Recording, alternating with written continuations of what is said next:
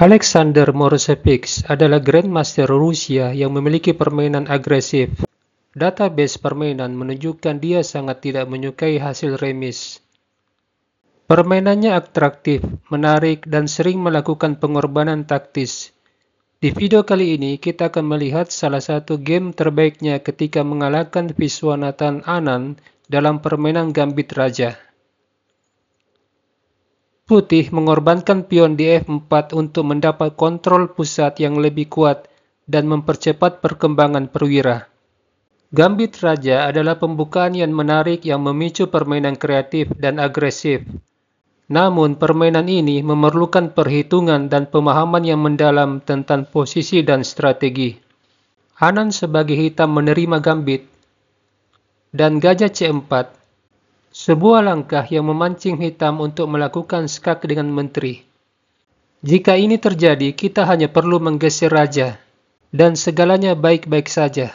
Putih sekarang mendapat kesempatan mengembangkan kuda dengan tempo mengusir menteri. Dalam permainan ini, Anand tidak terpancing melakukan skak, melainkan terlebih dahulu mengembangkan kuda dan menyerang pion sentrum. Moрошевich menjaga pion dengan kuda C3, lalu pion C6, sebuah langkah yang didasarkan pada asumsi bahwa pion putih di sentrum sangat kuat. Hitam ingin menyerang pion sentrum dengan dorong pion D5. Jika hitam langsung mengambil pion, berharap putih memukul kuda, dan hitam pion D5 forking gajah dan kuda, di mana hitam mendapat perkembangan buah yang lebih bagus. Tapi dalam hal ini putih tidak ingin masuk dalam rencana hitam. Di sini dia terlebih dahulu melakukan pinning terhadap kuda.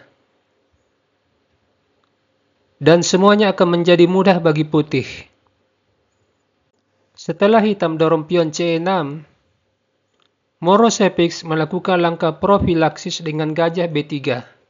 Terlebih dahulu menyelamatkan gajah sebelum pion menyerang. Anand lanjut dengan pion D5 dan terjadi pertukaran pion. Moрошevich lalu menutup laju pion sentrum dengan D4 sekaligus membuka akses gajah menyerang pion F4. Kemudian Anand melakukan pinning terhadap kuda. Dibalas dengan kuda F3, rokade. Komputer Stockfish menyarankan agar hitam terlebih dahulu melakukan skak. Di sini kita akan menganalisa dua kemungkinan yang terjadi. Yang pertama jika putih menutup skak dengan kuda, dan yang kedua jika putih menawarkan pertukaran menteri. Jika kuda menutup, ini memberi kesempatan hitam melindungi pion F4 dengan G5. Rokade, gajah E6, melindungi pion D5, sekaligus menutup serangan benteng di jalur D. Benteng E1, sebuah shadowing terhadap menteri dan raja. Kuda C6 berusaha menukar kuda outpost. Hitam memiliki posisi lebih baik. Kemungkinan kedua jika putih menutup skak dengan menteri. Pertukaran menteri. Selanjutnya pertukaran gajah dan kuda. Rokade. Hitam mendapat kesempatan menempatkan bentengnya di jalur terbuka dengan tempo menyerang raja. Kita kembali ke permainan yang sebenarnya. Permainan lanjut dengan kedua pemain melakukan rokade. Anand lalu menukar gajah dan kuda. Menteri C7 melindungi pion F4 dan menekan pion C3. Direspon dengan menteri E1. Sepintas langkah ini ingin melindungi pion. Tetapi langkah ini sebenarnya didesain membawa menteri menyeberang ke sayap raja. Adalah penting untuk melihat potensi dan kelebihan perwira. Moрошевich melihat potensi bentengnya yang berada di jalur F. Jika putih berhasil melenyapkan pion F4, maka benteng ini mengarah ke kuda F6 dan pion F7. Jadi sangat penting membawa menteri ke sayap raja.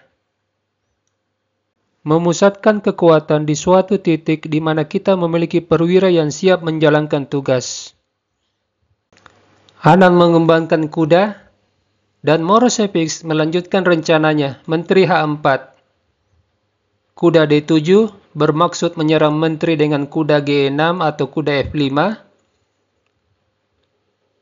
Gajah mengambil pion. Ini mengizinkan hitam mengambil pion C3 dengan menteri. Lalu gajah menyerang menteri. Menteri C7. Morosevic lanjut dengan kuda E5. Sesuai dengan karakter Morosevic yang suka bermain agresif. Anang lalu menyerang menteri dan pion dengan kuda F5.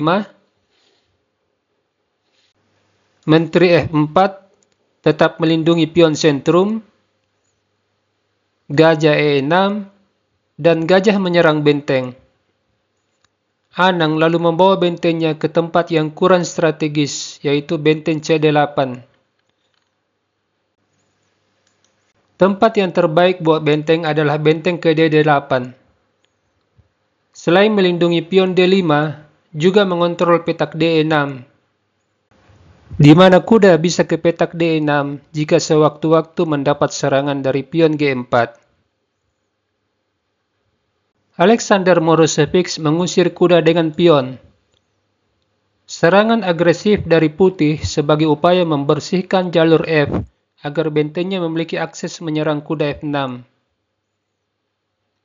Anang mengundurkan kudanya, lalu benteng E1. Kedua benteng putih mengontrol jalur E dan jalur F dan nampak berbahaya. Tapi sesungguhnya permainan agresif seperti ini memiliki kelemahan tersendiri. Tapi Anand tidak mampu melihat kelemahan. Dia justru melakukan langkah lemah dengan kuda E4. Pada posisi seperti ini, sebaiknya kuda melompat ke C4. Menyerang posisi kuda E5. Jika pion menyerang kuda, kuda D7. Gajah mengambil kuda. Hitam terlebih dahulu menghilangkan kuda E5. Gajah C4 dalam posisi terancam. Gajah kali pion. Gajah D5 dipukul. Benteng kali kuda. Menteri C6. Memperkuat dominasi di main diagonal dan mempertahankan baris 6 dari serangan putih. Posisi Raja Putih yang terbuka rentan terkena serangan. Setelah Anand melakukan langkah lemah dengan kuda E4, Morosevic lalu membuat konflik di sentrum dengan pion C4, berusaha menghilangkan pion yang melindungi kuda. Anang mengambil pion C4. Ini membuat kuda E4 hanya dijaga oleh kuda. Morosevic lalu menyerang kuda dengan gajah, sekaligus mengincar pion H7. Anand mengundurkan kudanya. Morosevic menyerang kuda dengan pion. Kemudian Anand melakukan blunder dengan kuda H5. Langkah terbaik adalah kuda D5, menyerang posisi menteri dan gajah. Gajah kali kuda, menteri kali gajah. Gajah kali pion H7. Skak. Raja mengambil gajah. Pion G6, skak. Pion F kali G6. Menteri skak. Raja turun. Kuda kali pion. Ancaman skak mat di H8. Di sini hitam terlebih dahulu menutup jalur benteng dengan gajah. Benteng kali gajah. Menteri kali kuda. tempo skak yang memberi keuntungan bagi hitam, benteng menutup skak, hitam mendapat kesempatan melindungi kudanya, benteng E4, menteri F6. Jika putih mengambil kuda, pertukaran menteri terjadi. Pion C3, hitam memiliki pion bebas yang sulit ditahan.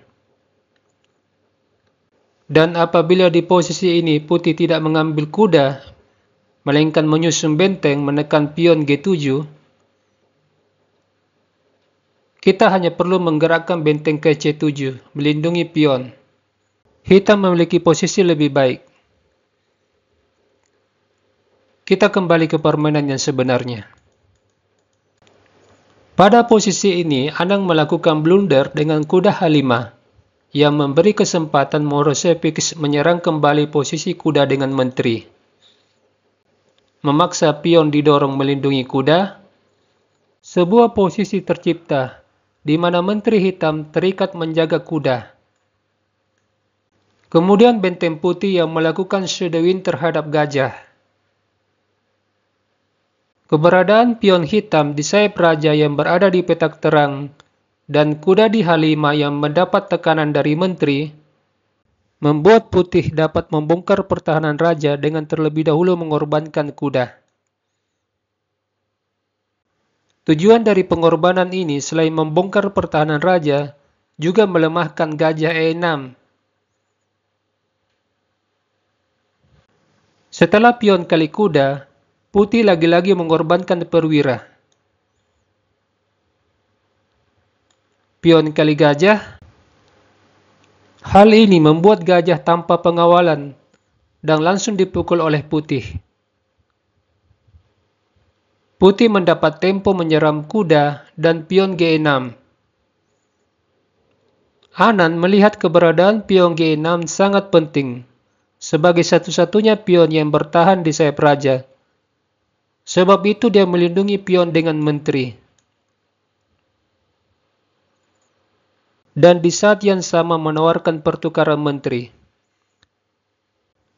Morosevic tentu saja menolak pertukaran dan membawa menterinya melakukan shadowing terhadap menteri dan raja. Langkah ini membuka serangan baru, yaitu posisi menteri yang terkena serangan dari benteng, dan kemungkinan benteng memukul pion G6.